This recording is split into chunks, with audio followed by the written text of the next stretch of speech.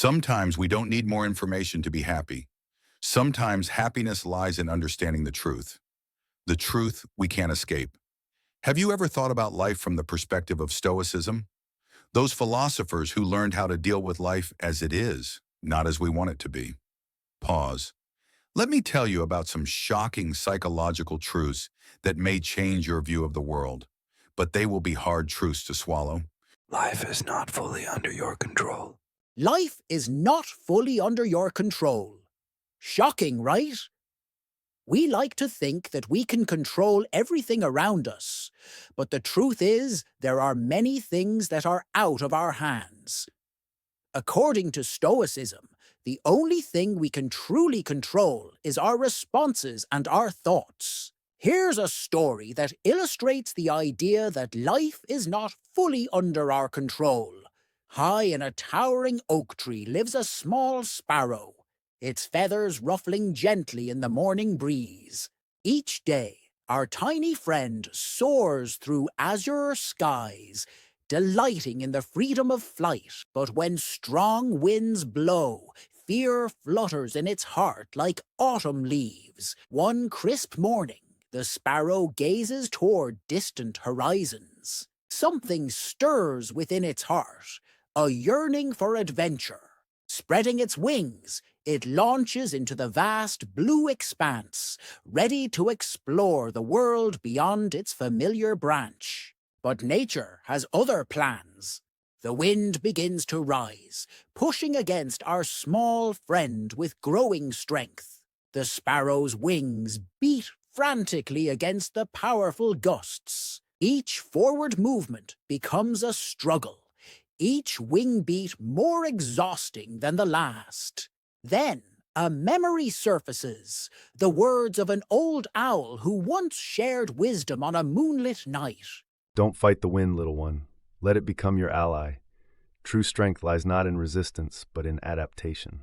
In that moment, something changes. Our feathered friend stops struggling against the wind's mighty force. Instead, the sparrow relaxes its wings, allowing the currents to guide its path. What was once a battle transforms into a dance. Higher and higher, the wind carries our small friend until the sparrow finds itself soaring above a majestic mountain peak.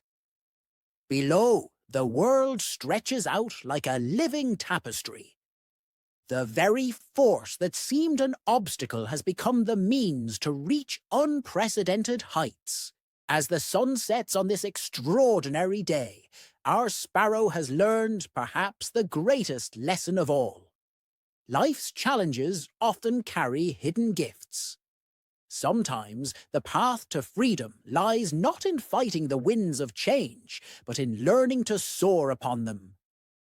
In your brain right now, billions of neurons are firing, creating your experience of reality.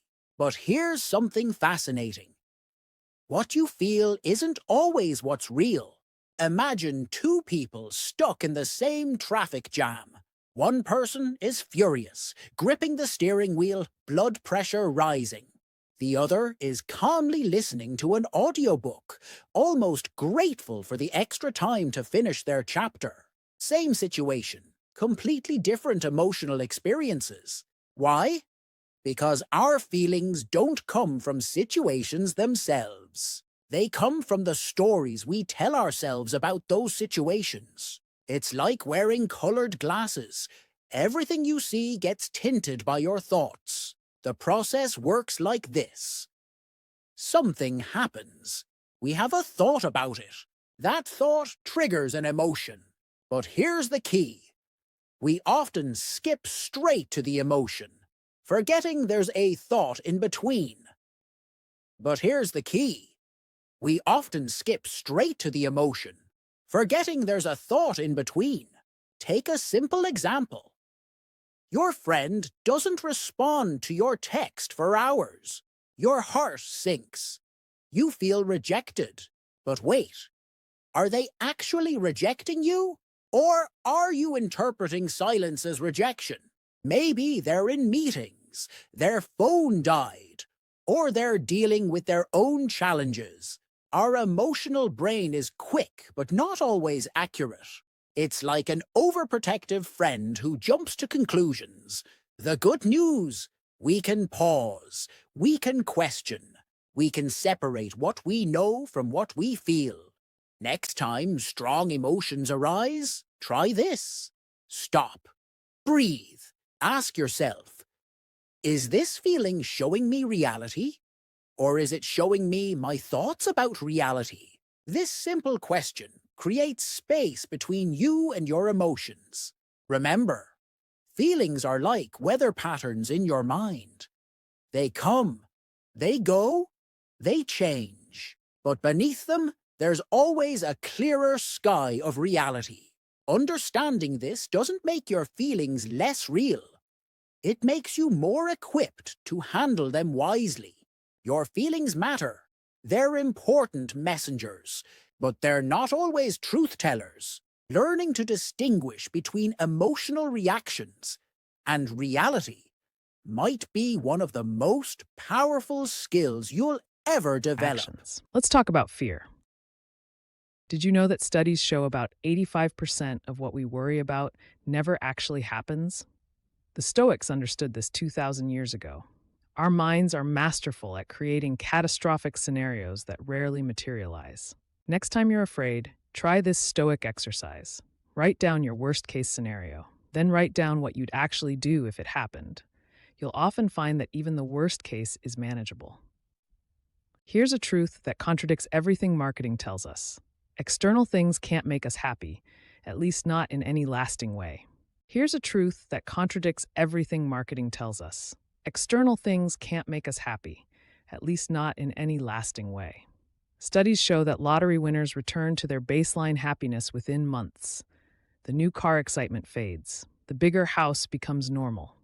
The Stoics knew that lasting happiness comes from living according to our values, contributing to others, and growing as individuals. It's not about what we have, it's about who we become. Modern life has made us soft. We have climate control, food delivery, and entertainment at our fingertips. But this comfort comes at a cost.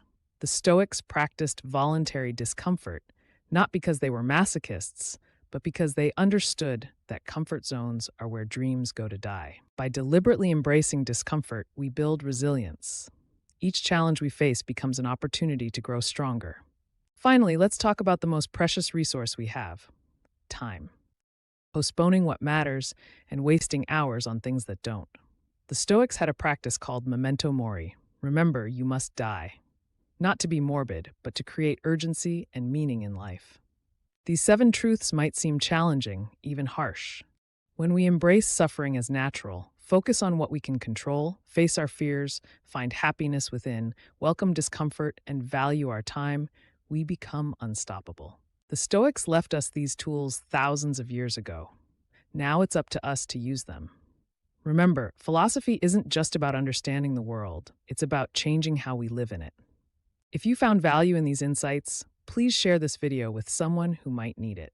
Together, we can build stronger, more resilient lives through ancient wisdom.